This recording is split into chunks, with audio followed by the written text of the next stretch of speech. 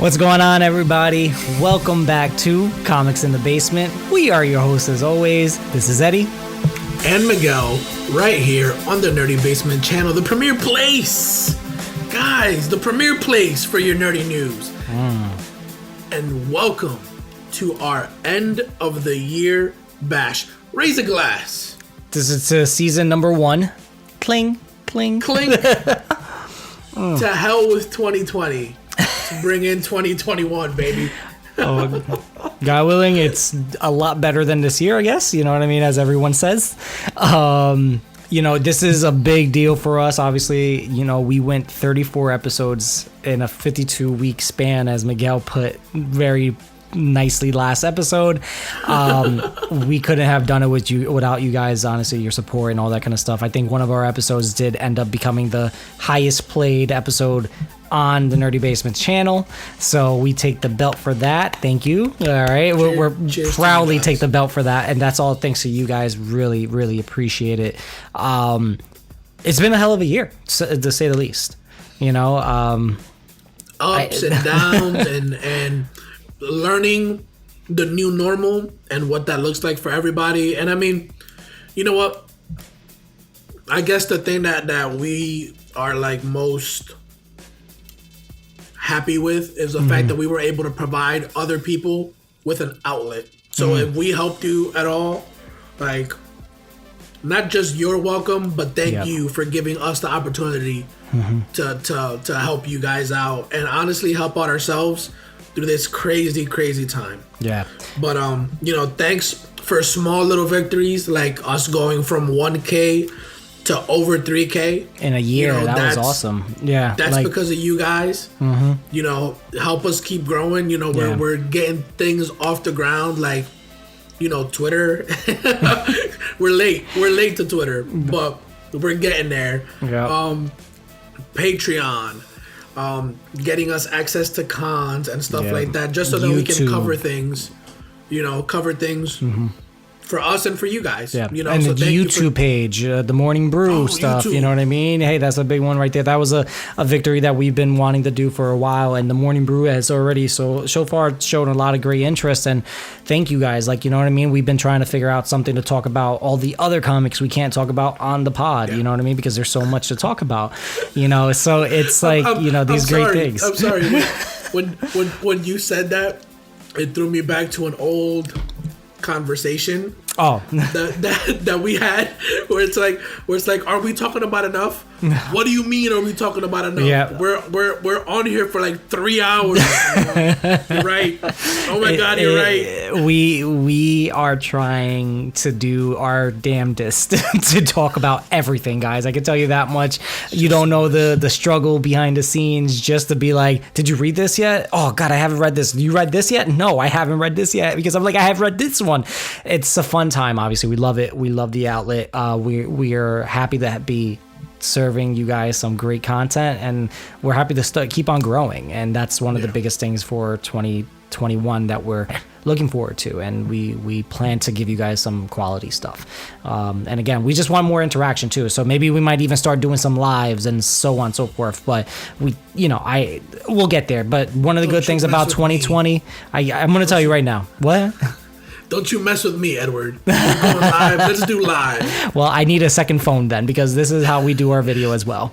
But, one of the few things I can say about 2020 that was good is a lot of the comics, and as well, us just being able to perfect how well we do video and audio, and we're bringing this into the fold. So it definitely forced us to become creative and improve in something that we were already providing on a regular basis as it is, but I think everything's coming out swimmingly. Thank you. You're welcome. You like that. But like that, guys, like we said, 2020 had a lot of great comics coming out. We're going to talk about some today for Marvel, some independent titles like Boom and Image. Is Boom and Image? Or no, both of them are Boom today. No. Yeah, just Boom today. Just Boom. And our DC comics, like always. But we have a little bit of news to talk about. Miguel, take us away. So 2020 has taken so much from us. It's taken for some people, our jobs. From some people, it's taken our sanity, our ability to go out and spend time with our family. And just when you think that 2020 can take no more, it takes a person like AEW wrestler Brody Lee. A man who some people know from WWE as Luke Harper. Someone who is so much more than just a wrestler. Like, if you go on Twitter and you search the hashtag RIP Brody Lee, and you see these stories that people write about him and how he was towards his wife, how he was towards his son, how much of a family man and a staple he was in those wrestling locker rooms, it kind of brings to perspective the kind of people that are out there in the world and the kind of people that we need out there in the world. So, RIP Brody Lee. RIP. You were one of the good ones. Yeah, it's a shame. No one wants to lose anyone, and to know that he is a wrestler, and he definitely, was a staple for a lot of wrestling fans, because I know the wrestling community is a big one. It's tight. So losing anybody, it's tough. So RIP to your RIP Brody, and condolences to the family. I know it's not much, but is what we can offer. But to some other news, back to the comics, Spider-Man is getting a new costume in issue number 62. That was the big news this week. I just throw that out there. I'm sorry, guys. There was no picking. There was no picking up the mood or changing the mood. There just wasn't. We just had to jump right into. I think you wanted to give them the sad to then so we can build ourselves back up, right? Is that how you wanted to do it? Yeah, sure, absolutely. Spider-Man, new suit, issue 62. Big. It's gonna be huge. I don't know. I wouldn't be surprised if they kind of pull a similar scenario or style that Spider-Man the game did, because I wouldn't be surprised if they used the Insomniac similar costume to use for that. No, I wouldn't be surprised. Not with the white. With the white? I want to say something similar. One? I want to say similar. I don't want to say it is with the white, because I can't. I'm up to date with majority of the issues, and there's nowhere in place at the moment with where he's at that there's any reason for him to get a new costume. But we will talk about that in a moment, because that is one of our titles for Marvel.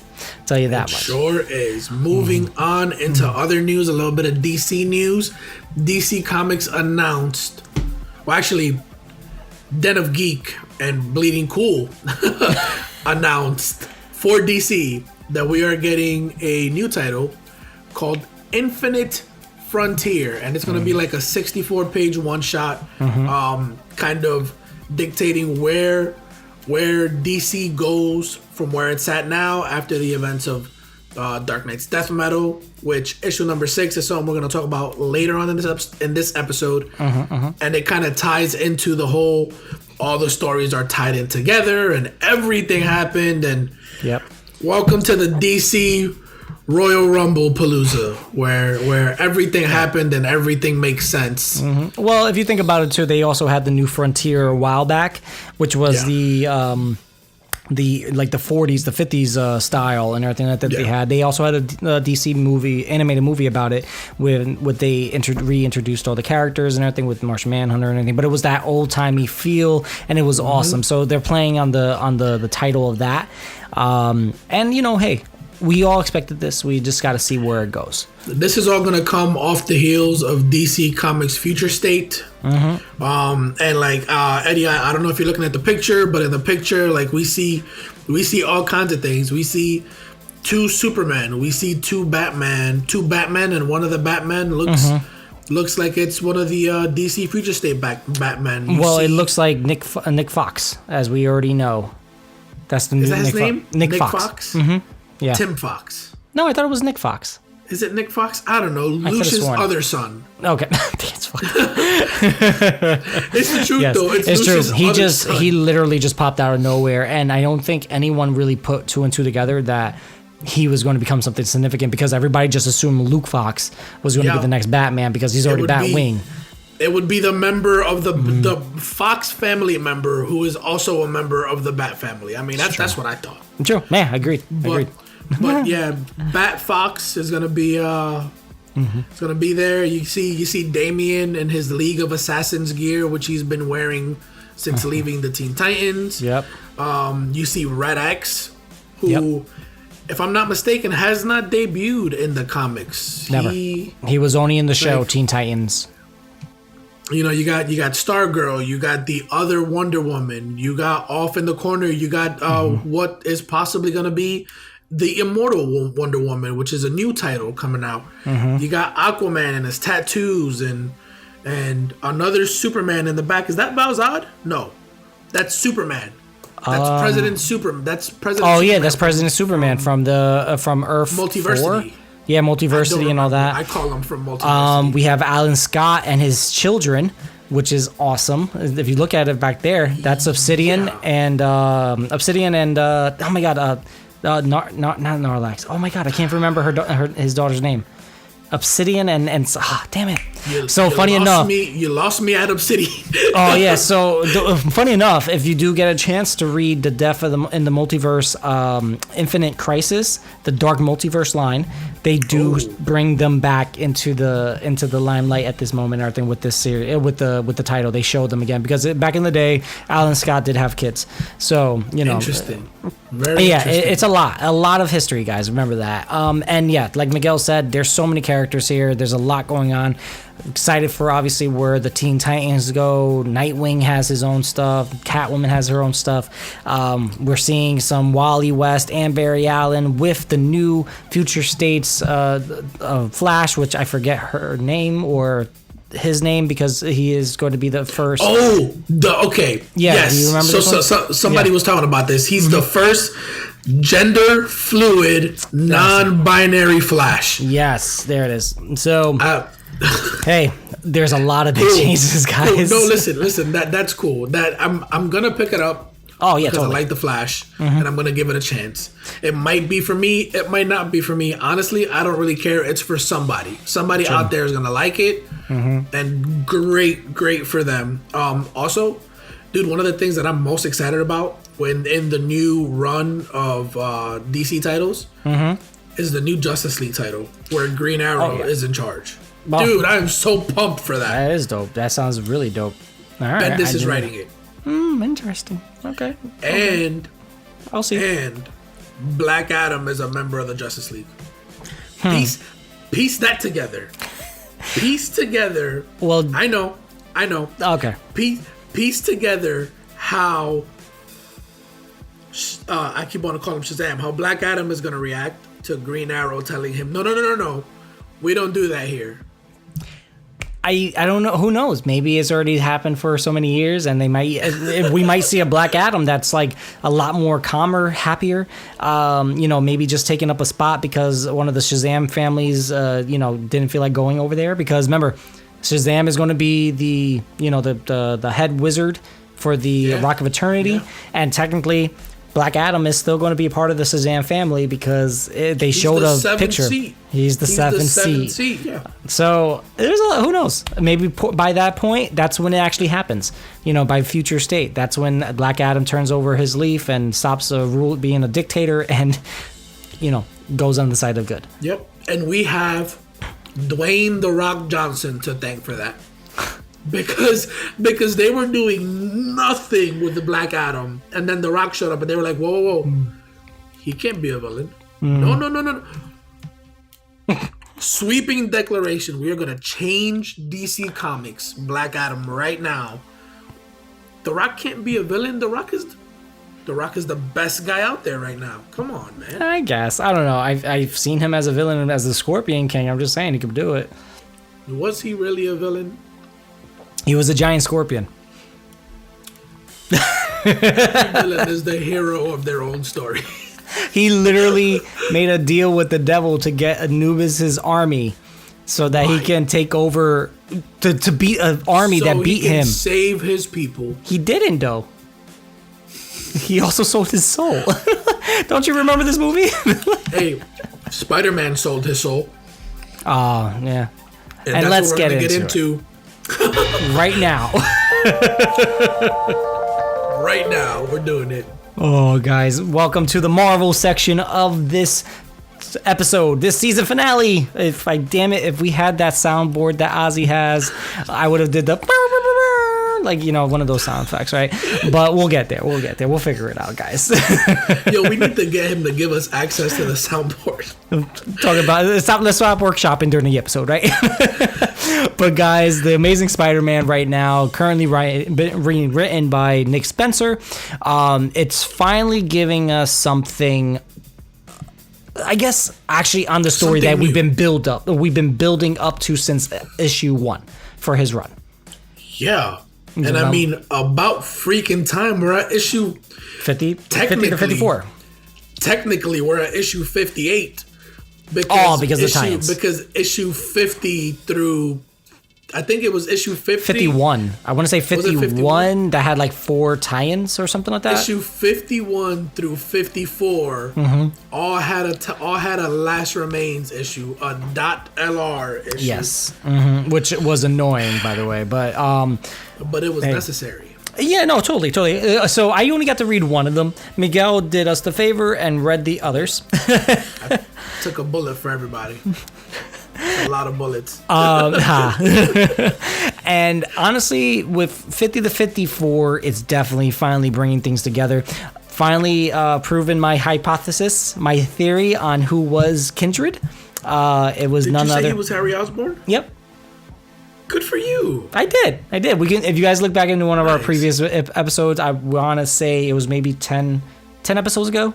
I was like, I'm pretty sure it's Harry Osborn. I'm pretty sure. But remind me, Miguel, he didn't die during the red, Goblin Carnage, right? The Red Goblin thing? No, he didn't. He didn't die. So this is him just kind of, he's always been Kindred, and we just never knew. So for whatever reason, he's alive as Kindred.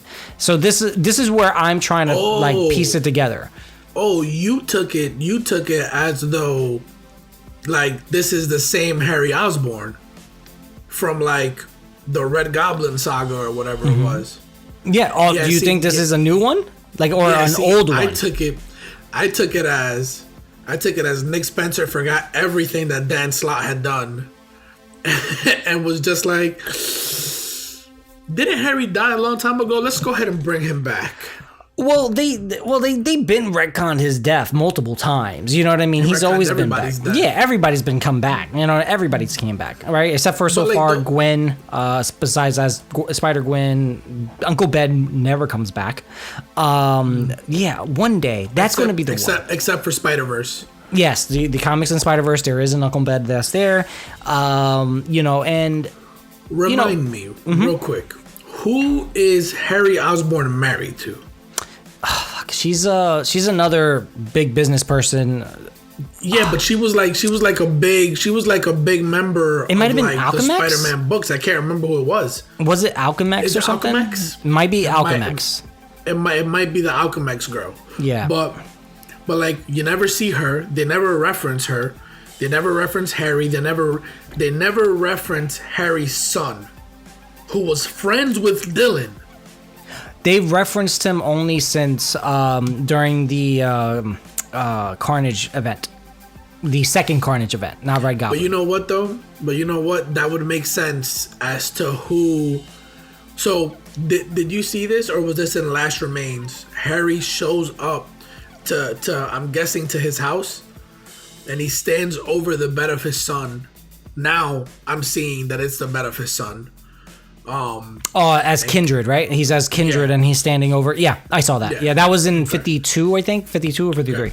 Yeah. Yeah, I thought that was an out of body experience. No, he was just being a creeper, But all right, guys. Long story short, and it is a long story.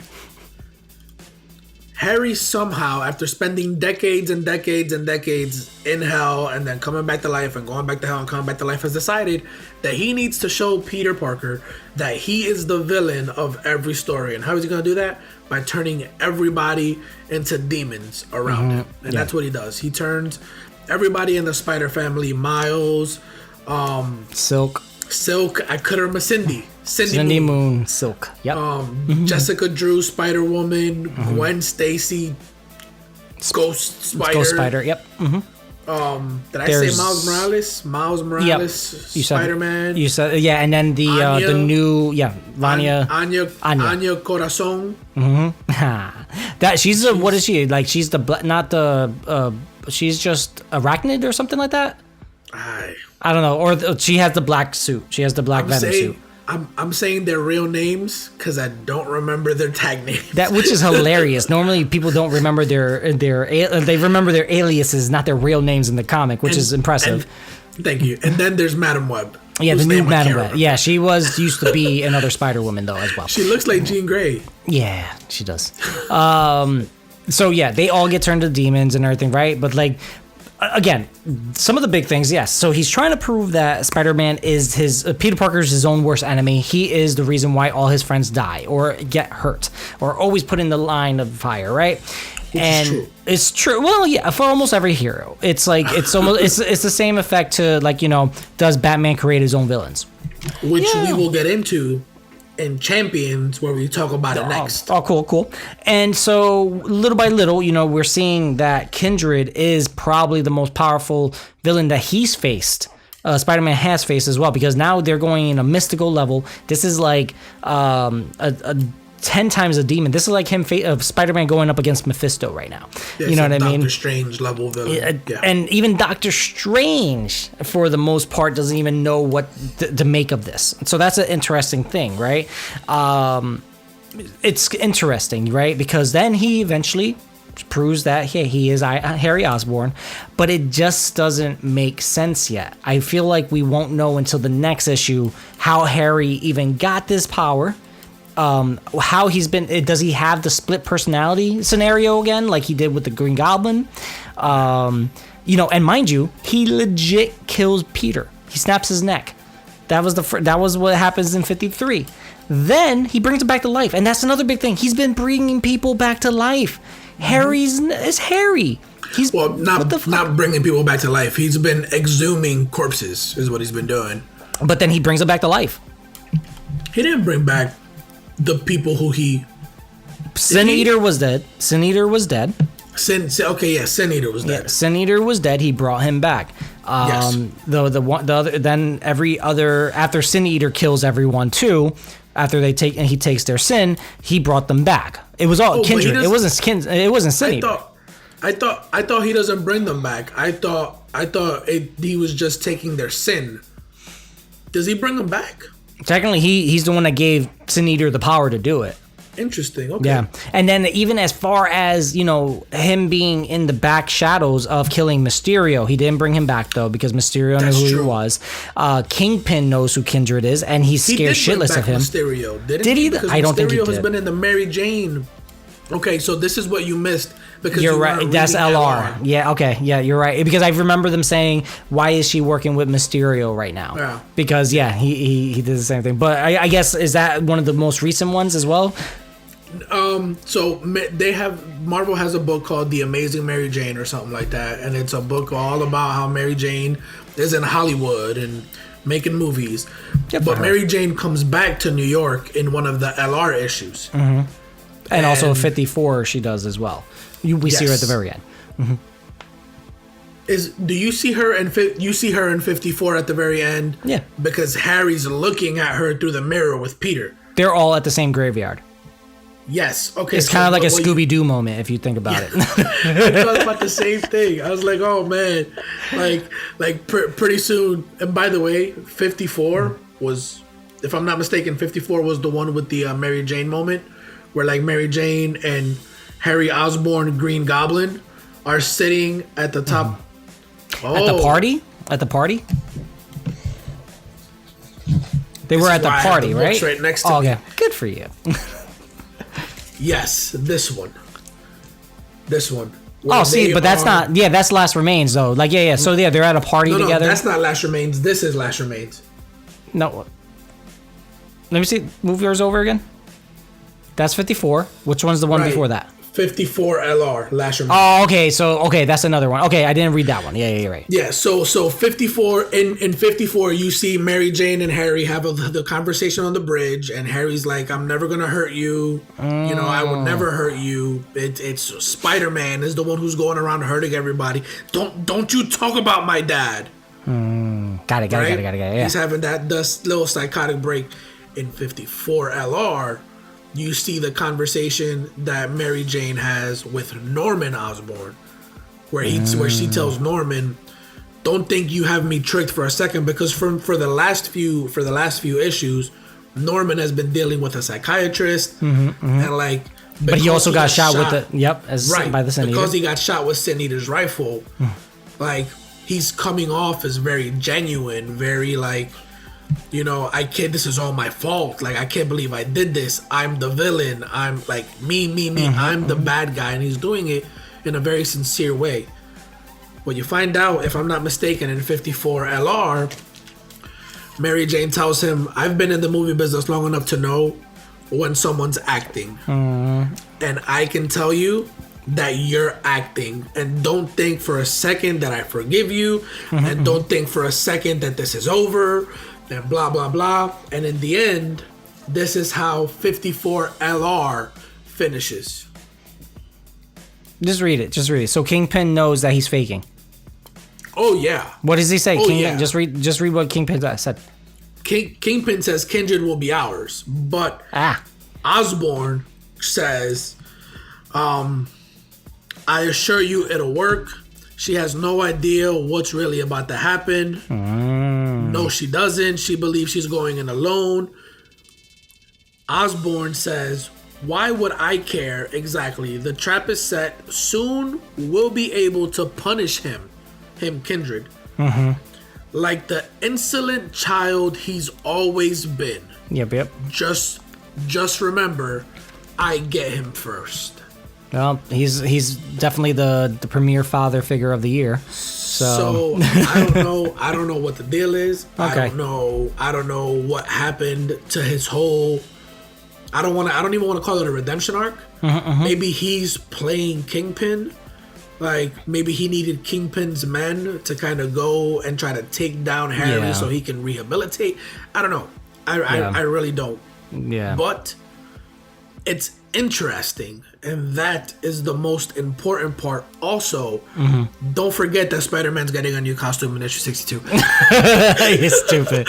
But guys, it definitely. So, what do you say with the LRs? Are the LRs even worth reading? The LRs are not worth it if you're not a big Spider-Man fan. To be honest, to be honest, the LRs were more about seeing the effects on the Spider family. Okay, fair. Like, you know, it's funny. I think I might, depending on like if I can find them in a $1 box or something like that, or get them on sale for back issues for my local comic book shop. Nice. That's when I'll probably pick them up, because then I'm like, okay, I'm not spending the full $3.99 on these issues. I'm maybe getting it for $2. You know what I mean? So it's like, that's when I think I'll probably pick them up, because I'm like, I'm a completist. You know what I mean? I want them all. I want it all. Very you know, if I can get them, I'll get them. But I think right now the arc is definitely coming full way, right? Kindred is killing Peter crazy as hell and everything. I love one of the lines he says during the issue. He's like, dying is the easy part. It's it's when you come back is the hard times. You know what I mean? When you have to live again. So it's like, I love that scene right there. And mind you, he is not playing around. He has killed Peter so many different ways and brought him back to life.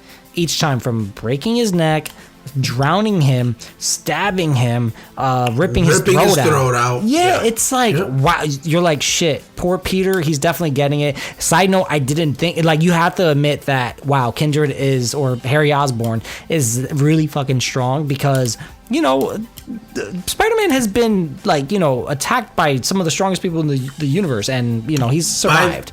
By the way, I think it was in the LR issues, they bring back Morlun. Morlun? Yes. No, it was actually the most recent issue as well. Yes. It was 53 or 54. Morlun's is back as well, yeah. But I think he was facing, who was he? Like, I think he was a brief moment that he was fighting Sin Eater. He was fighting Sin Eater. Sin Eater shot him with the shotgun, absorbed his power. Oh, damn. Then, in 54 LR, the new Madam Web, because his Sin Eater's thing was he wanted to kill all the spider people. Yep, all the spider totems. Yep.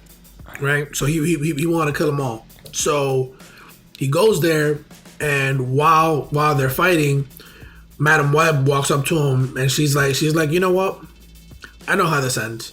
Go ahead. And he shoots her, and she essentially dies. But upon getting her power, he sees everything. He sees Kindred. He sees how he was being played. He sees how he was being used. How all the sins aren't really sins, and they didn't really do anything wrong. And it's overwhelming his mind. He can't take it. Turns the gun on himself and kills himself. Wow. He shoots himself just in like the he head. did in the first when his original run. Yeah. Okay. Right. So he shoots himself in the head, and you know it's serious because at the end of the issue, Marvel wrote like a whole paragraph about how like this is just a comic book, and they don't condone the way that Sin Eater went out. And if you're having any issues, like that's not the way out, and they post a number to your local suicide hotline. Fair. So very good. So that being said, we want to take the time here at Comics in the Basement / Nerdy Basement to tell you guys that if you're feeling overwhelmed, if you're feeling pressured and like you can't take it anymore and the weight of the world's falling on your shoulders, there are people who care about you. We care about you. Please do not try to bear that weight yourself. Reach out to somebody. If you can't reach out to anybody, call the local support, the nationwide support hotline. Yep. We want you here. You deserve to be here. Yep. Please don't take that away from yourself. Yeah. So guys, yeah, as Miguel said, it is a comic. It is for story purposes. It's not for you to take to heart as the best way to deal with your problems. But as Miguel has said, that's definitely a big part of the story. It makes sense because he just got driven mad by the power of Madam Web. Now we got to wonder, after Sin Eater takes his own life, does everyone get their powers back or their soul? You know what I mean? Like now you got to wonder about that, right? It's like there's a lot still happening. Dead.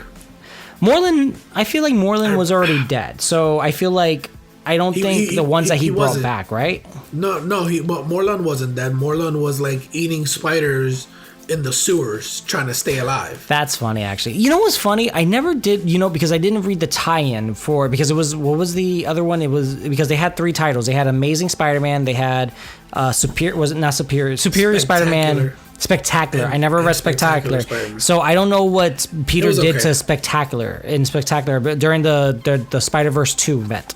So remember when they were fighting, because Moreland went straight for Peter. It was him and J. Jonah Jameson, and Jameson was like, "Oh no, Peter, like don't do that," and like Peter didn't do that, and Miles fought everybody off. Well, no, that was Spider-Verse, but what am I thinking about? I'm trying to ask you about how Peter actually beat Moreland, because Miles pretty much won the day. This was about Miles and the Spider-Verse, because obviously the movie just came out prior to that. But hey, no worries, guys. Moreland, they found him. He was eating rats or spiders in the store, but he went mad as well. So, or whatever reason, or he was biding his time, whatever it is. But right now, the main thing is that Kindred is still a powerhouse. Kindred's winning. Yeah, he's definitely winning. Yeah, he's winning. That's where we are right now. Mary Jane is walking through the cemetery with the other spider people. Peter is dead. Seemingly dead. Well, getting killed and revived every 5 seconds. Hanging out with Kindred, and Kindred is super powerful, and apparently Kingpin has moved on from Daredevil and is now taking on your friendly neighborhood spider from Queens. No, he's always in them. Well, remember during the first 5-10 episodes, he went to him too. Oh, Actually, it's kind of a mixture. Funny enough, because remember, Nick Spencer made a joke about saying, he was like, I remember when Kingpin used to be my great enemy, and then all of a sudden now he's with Daredevil. You know, he's the mayor of New York, not just the mayor of Queens. It's true. So, but like Kingpin has been in play for at least 10 to 12 issues and all that kind of stuff, especially with Boomerang being a part of it during the beginning of the series of this run.